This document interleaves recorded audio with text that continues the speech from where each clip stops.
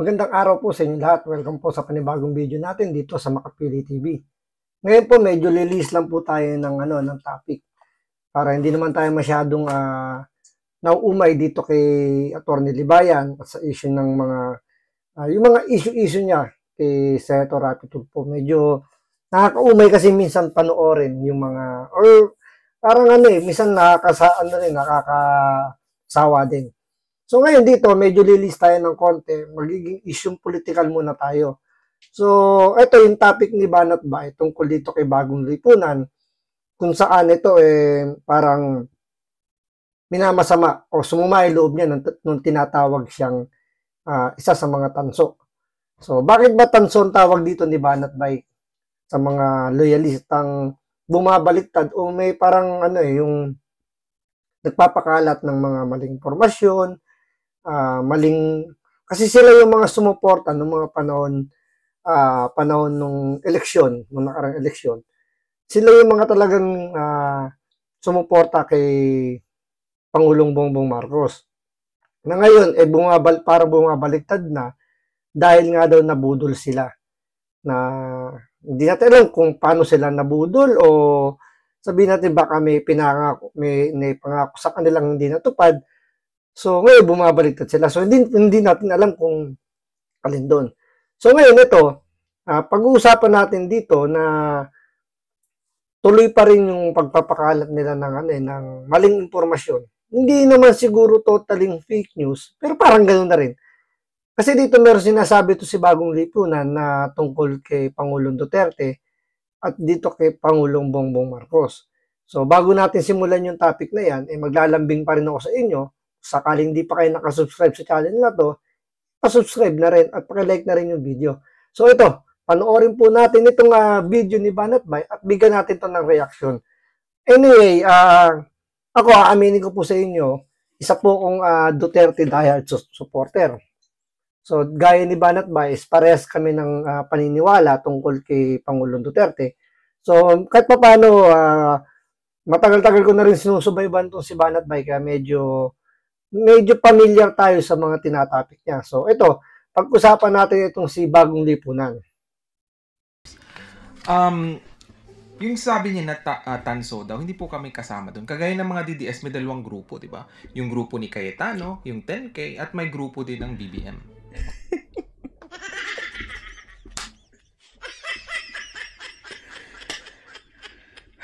Alam nyo ba? Okay, ganito. Ganito. Makinig kayo na mabuti. Yung style niya, alam mong talagang talagang tansong-tanso itong mamamang to. Kasi, there is no such thing as dalawang grupo. Tama po si Banat Bay dito. Kaya siya tinatawag na tanso. Tulad niyan, pinalalabas nila, meron daw dalawang grupo. Which is yung grupo raw ni Alan Cayetano, at yung grupo raw ni Pangulong Bongbong Marcos. Ito, panahon pa to nung anong nakarang election pa to, vice presidente. At tapos si Pangulong Duterte yung tumatakbong presidente. Nung nakarang president and vice president nung nakarang eleksyon. So ito, dito pa lang sinasabi niya, mayroon daw dalawang paksyon ang Duterte. Si Alan Cayetano at si Bongbong Marcos. So, ito ang sagot ni Banat Bay. Okay? There is only one. That is Duterte, period. That is, what? Meron pa nga nakakalimutan dito si Banat Bay. Tandaan ninyo, si Trillanes, ilang beses din niyang inawitan dito si Pangulong Duterte. So, lumalabas tatlong paksyon kaya to.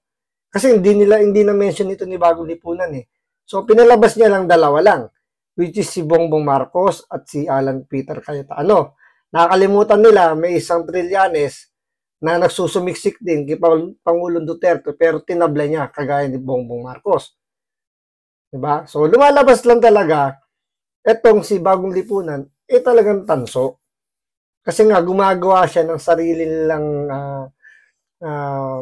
paniniwala o gumagawa sila ng kanilang sariling grupo. Parang imaginary group ang ginagawa nito ni Bagong Lipunan. Kaya, nakita ho ba kayo ng letter C sa DDS? Wala ho. Nakita ho ba kayo ng M sa DDS? Wala ho. Di ba?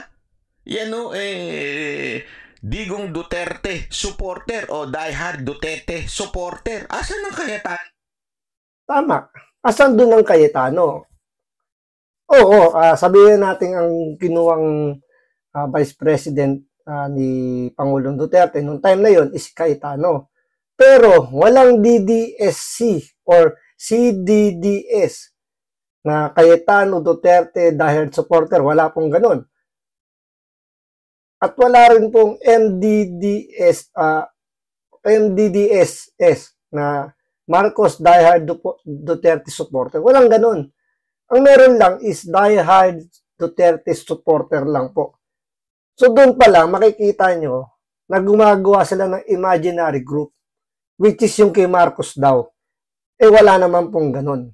So tuloy po natin. Ano dyan? Asan ang ano dyan? Ang Marcos dyan, una yan. Pangalawa, alam mo Brad, 2015 and 16, kayong mga tanso ang pumipilit isiksik yung Marcos ninyo kay Duterte.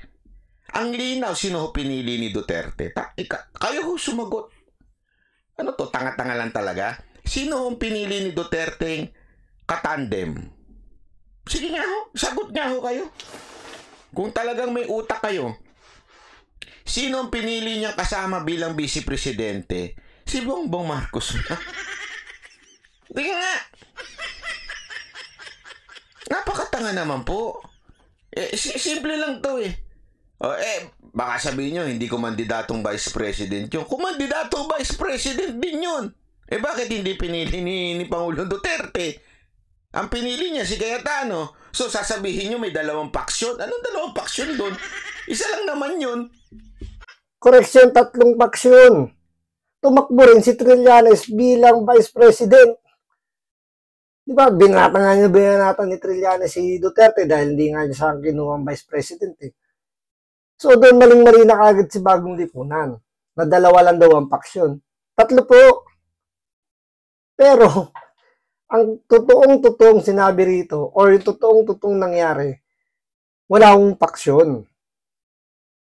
Isa lang po ang kinuhang vice president ni Pangulong Duterte. Kahit nga nakalining pa si Cayetano nun sa Dilawan, di ba? Medyo umano pa siya dun sa Dilawan. Nakadikit sa Kinoy-Noy. Pero pinili pa rin siya ni Pangulong Duterte bilang vice president. Yun nga lang, hindi nakalusot. Ang nakalusot si Lenny. So, wala po talagang 2 paksyon o 3 paksyon yung pinagsasabi nito ni Bagong Lipunan. Kayo lang ang mapilit. Ang pilit nyong isiksik yung Marcos ninyo kay Duterte. Pambihira kayo. Wala ka kasing alam. O hindi mo rin alam na ilang beses pumunta si Marcos kay Duterte sa Malacanang. Hindi mo rin alam yun. Bakit? Wala ka kasing alam eh. Ang alam mo lang, humingi ng payo kay Maharlika. Kasi puro hearsay lang naman kasi yung hawak ni Maharlikang parang ginukuha niya ng source. Puro hearsay lang. Ngayon, itong si Maharlika, si Maharlika at si Bagong Lipunan, sanggang dikit po yan.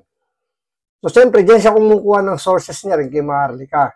So, hindi nga nila alam, sabi nga ni Banat Bay, hindi nga rin nila alam na si Bongbong Marcos ay ilang beses pumunta sa Malacanang o nakipagkita kay Pangulong Duterte para siya yung kuning vice president.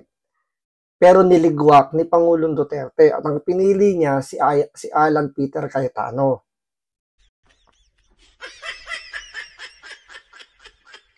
Kaya there is no such thing as two groups na Duterte faction. Walang, ano to?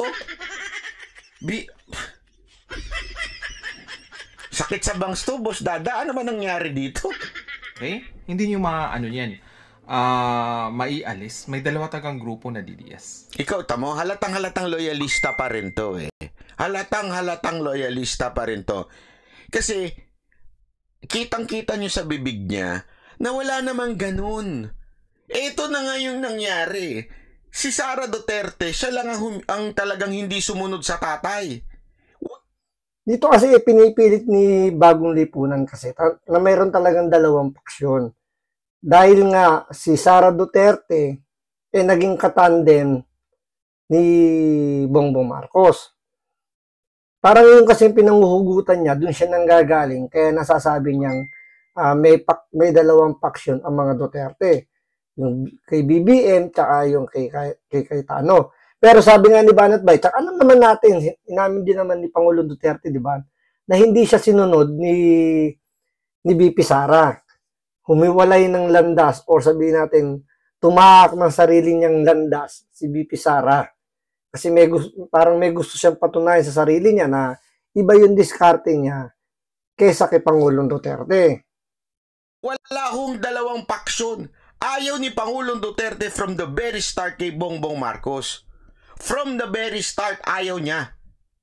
Kaya nga, di ba, tandaan nyo nung itong presidential election, ilang beses din dumapit si Bongbong Marcos kay Pangulong Duterte para kunin yung kanyang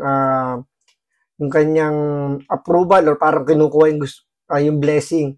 Dahil nga po, presidente si Pangulong Duterte, hinihingi ni Bongbong Marcos yung gabay, yung blessing ni Pangulong Duterte para siya yung kuning standard bearer, or parang siya yung maging susunod na presidente na i-endorse. Pero hindi ginawa ni Pangulong Duterte, ayaw niya, hindi siya nag-endorse. Diba? To the extent nga kahit ibang kandidato hindi siya nag-endorse. Maliban na lang kung yung anak niya itatakbong presidente. Pero nga hindi tumakbong presidente si Sara Duterte, nag-vice presidente, so hindi nag-endorse si Pangulong Duterte. Ikaw kasi, wala ka talagang alam eh. Ngayon, ipipilit mo pa rin hanggang ngayon na merong Bongbong Marcos at Duterte. Walang ganon. Kayo lang ang namilit nun. Halatang halata sa bibig mo, hanggang ngayon loyalista ka pa rin. Ayaw mo lang aminin. Bakit? Kasi mas maraming na ngayon ang Duterte faction. Ibig sabihin, kasi ngayon ang labanan talaga, kita nyo? Ito lang this is a simple analogy. Kung talagang marunong ka mag-analyze. Simple as simple. From the very start, there's no such thing as Rodrigo Doa Duterte and Bongbong Marcos.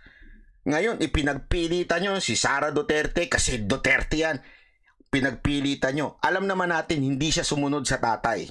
Okay, pinagpilitan nyo pa rin. O sige, pinilit nyo. Ano ang nangyari? Wala. Diba? Ipinagtabo yan si Sara Duterte. So, from the very start, wala talagang Duterte and Marcos. Pinagtabo yan na nga ngayon, hindi pa ba nahahalata? Totoo yung sinasabi ni Banat Bay. Ngayon pa lang, nilalaglag na ni... Piling ko, pero tama yung sinasabi ni Banat Bay doon. Ngayon pa lang, inilalaglag na si Sara Duterte. Bakit? Kasi may ibang gustong tumakbong bilang presidente. So, hindi pa natin alam kung sino yun, pero sabi nga nila, ang gustong tumakbo ng mga Marcos ay si Romualdez, si Speaker Romualdez. Ngayon pa lang ginigiba na si Sara Duterte, si VP Sara, doon sa confidential funds. Di ba, may nagsabi nga ito, sabi nga nila na yung nangyaring sa confidential funds sa inyo, yung pagbibigay ng confidential funds, ano yun, patibong yun para kay Sara Duterte. Yun nga lang, kumagat si Sara Duterte dahil nga 11 days na lang nung bigyan siya ng confidential funds galing sa Office of the President. So, kailangan niyang ubusin yung 125 million sa loob ng 11 days. So, syempre, kasi kung di nga naman nila uubusin, kung di nila gagastusin yung 125 million, ibabalik yun, hindi kasi pwede maging savings yun eh. Kailangan ibalik yun sa national government. So, syempre, sayang nga naman yung pondo. So, ang ginawa ngayon ni Sara Duterte, inubos niyo yung 125 million sa loob ng 11 days. Tapos ngayon, pinipilit nilang i-declare ni Sara Duterte kung saan niya ginamit yung 125 million, paano niya i-declare? Confidential funds nga yun. Doon na nga sa salitang ibig sabihin confidential funds, confidential, tapos pipilitin siyang sabihin kung saan ginamit yung budget, yung funds niya. Confidential nga. So doon siya ngayon binabanatan sa confidential funds. Na hanggang ngayon, mainit pa rin pinag-uusapan yan. Kasi nga gusto nilang durugin yung image ni VP Sara para pagdating ng 2028 election, konti na lang ang ginalang gagawin at may uupo na nila yung gusto nilang may upo. So, yan po. Sa susunod po, aralin pa po natin yung mga susunod na pwedeng mangyari dito sa bangayan ni Banat Bay tsaka ni Bagong Lipunan. So, maraming salamat po.